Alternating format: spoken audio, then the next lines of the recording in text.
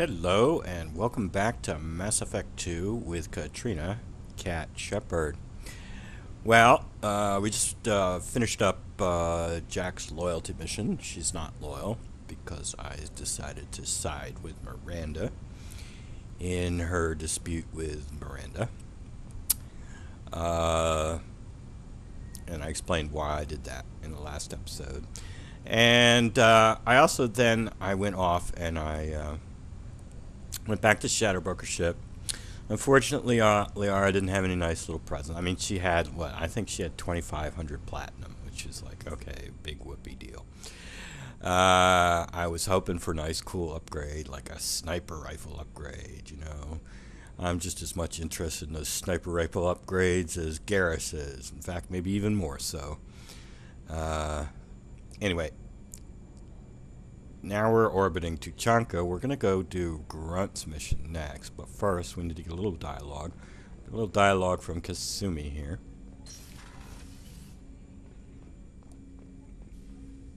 People are talking out there, and I hear it all. I can see why Jack is the way she is. I don't like it, but I get it. See, and I feel it exactly the same way. I get it, but I don't like it. Good thing you broke up that catfight between Jack and Miranda. I was afraid they'd tear a hole in the hull. Jack's still threatening to, but I don't think Shockwave will actually tear a hole in anything, quite frankly, Kasumi. And I know Paul won't, so I wouldn't worry about it too much.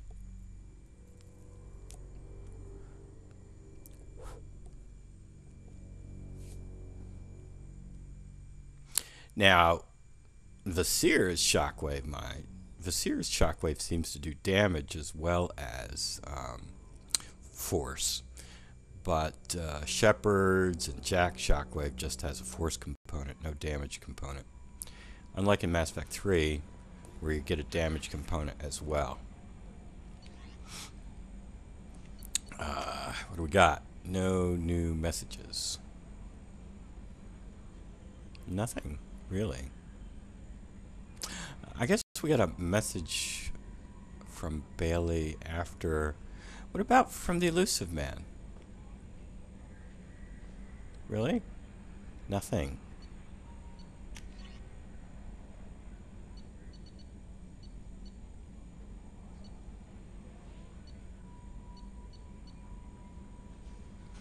Elusive Man's got nothing to say about blowing up that base.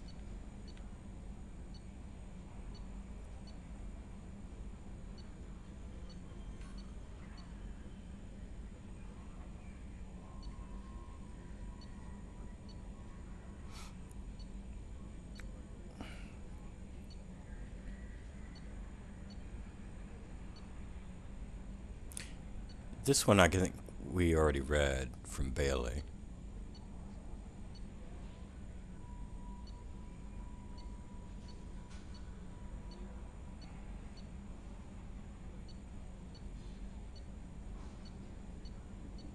No, I guess. Why didn't the Elusive Man send us something about. Oh well. Isn't he supposed to send us something about having blown up this old Cerberus base?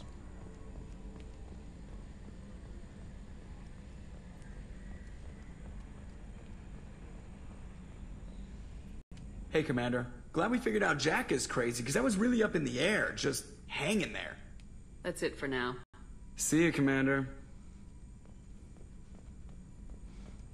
Actually, I'm not sure how she established her crazy bona fides by what she did down there on Pragria. Didn't seem particularly crazy to me, but whatever.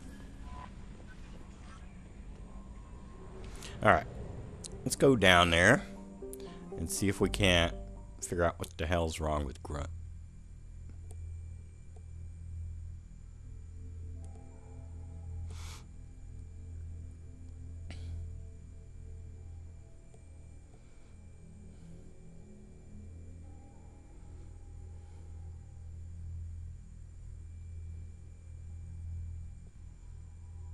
Okay, Grunt.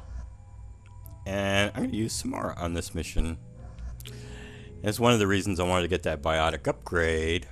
Because at level 29, she should be able to, with her area reeve, fully strip a Varen and a Clixon. And she's got a faster cooldown time on her reeve than Morden has on his incinerate. So, even though Morden's incinerate is actually better, should I? Nah, I don't need to put a point in there. Nah. As far as the damage it does, because Morden's got 20% extra power damage, plus, as far as armor goes, Incinerate does 2.4 times the listed damage against armor versus Reeve and Warp only do 2 times as much as the listed damage. So Incinerate's much more powerful than Reeve or Warp against armor. Anyway, we're going Squad Incendiary here. And let's make Grunt really berserk. Okay, Pure Blood. So this does weapon damage. 15, and that does 25. So I'm going to give him Warlord.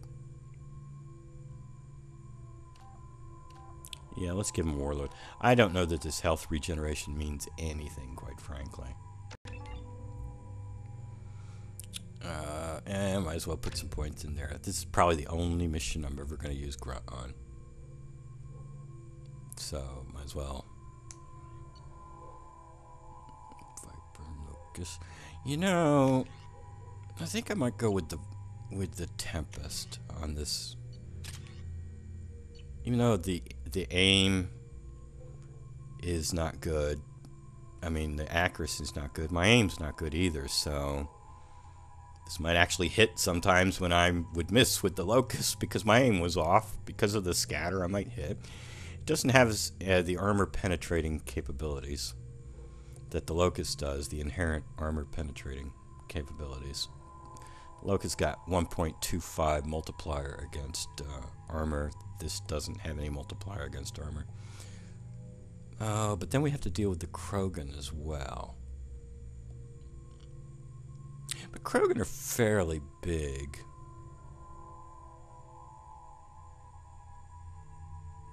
And mainly I'm just worried about the Varen. We'll go with the Locust.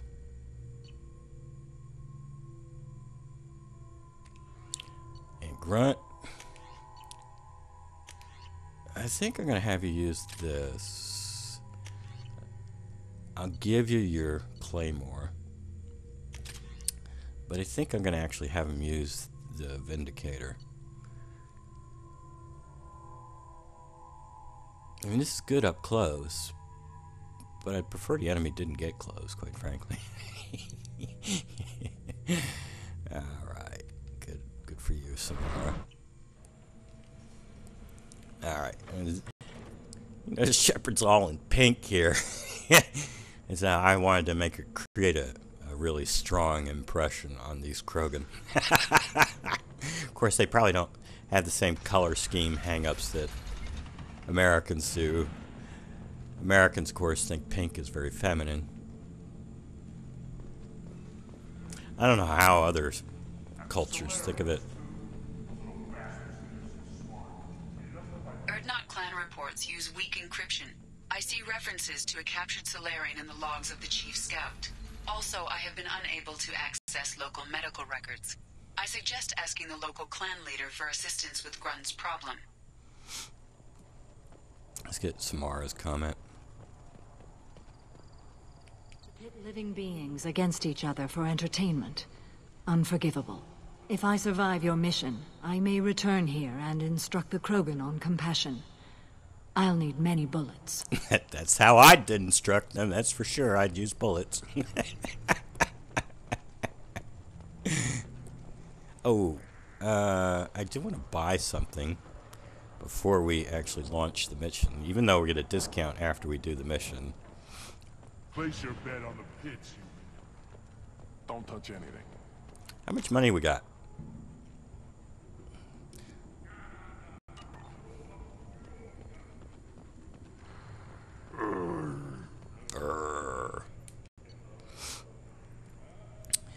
Yeah, I'm gonna get this assault rifle thing.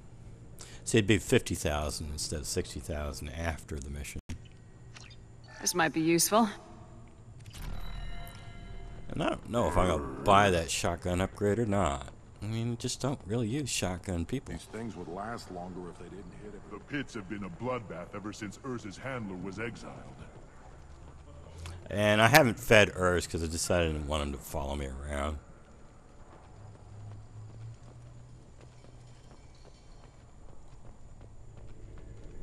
Shepard, what can I do for you, my friend? I have a Krogan on my crew. He has some kind of sickness and needs treatment.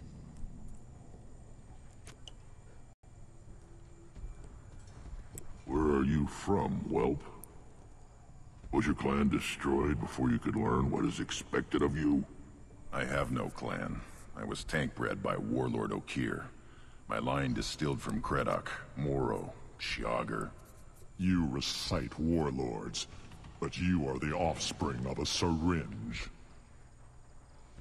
I am pure Krogan. You should be in awe. You should be in awe. Here's a very old name. A very hated name. He is dead. Of course. You're with Shepard. How could he be alive? Does that name mean anything to you, Wrex? A vicious warlord responsible for many deaths, who apparently toyed with genetics. A clone undertaking the right. You are considering it? Tank-bred allowed status as an adult? This is too far. There's nothing wrong with him. He's becoming a full adult. Ah, like entering the maiden stage. I don't care what aliens call it. Krogan undergo the rite of passage. Too far, Wrex. Your clan may rule, but this thing is not Krogan. He's pure Krogan. Idiot. So, Grunt, do you wish to stand with Urdnot? What does the rite of passage require? Not for me to say, Shepard. The shaman will discuss that. You'll let a tank-bred Krogan join Clan Urdnot? Only because he's with you. After all, you and I killed thousands like him. Not quite as big, but many. Clan Urdnot is strong, and the others will do as I say. They see the benefit of my vision. What happens if he doesn't do this rite of passage? If he was left here, he would be killed. The clanless are not respected. A tank-bred, probably more so. His disposition is what it is, right or no. That's just him being a Krogan. Okir didn't tell you that in the tank. Did he, boy? This is his choice.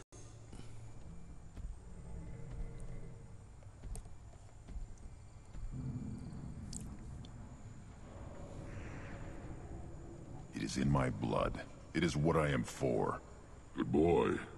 Speak with the shaman. He's over on the second level. Give him a good show and he'll set you on the path.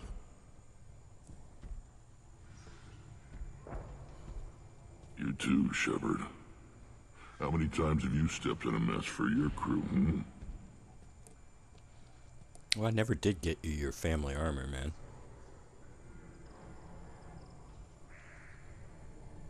I need to go. We'll go over this another time. Watch yourself, Shepard. Tuchanka isn't safe and homey like Pharos and Ilos. I didn't bring you on the Pharos mission. I did take him to Ilos, though. I wonder what would happen if I'd hit the tell me about your work again thing now that that other guy is gone. I don't know. Because there are portions of that investigate dialogue that involve him. And he's not here now. Because he's stormed off to go talk to the shaman. Anyway, well, that's enough for this episode. It's real short, but, well, actually, I want to put off talking to the shaman until we're ready to actually go fight the Varen and Clixon and Thresher Maws and Krogan and all that stuff, and put that off in in the next episode. Until then, have a nice day.